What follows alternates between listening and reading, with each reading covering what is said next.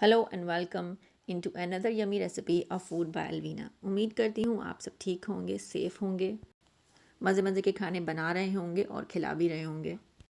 आज मैं आपके लिए बनाने वाली हूँ टोर्टिला रैप।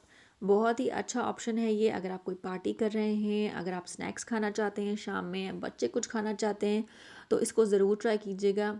बच्चों को बहुत पसंद आएगी और बड़ों को भी बहुत अच्छी लगेगी। तो आइए शुरू करते हैं अपनी रेसिपी को।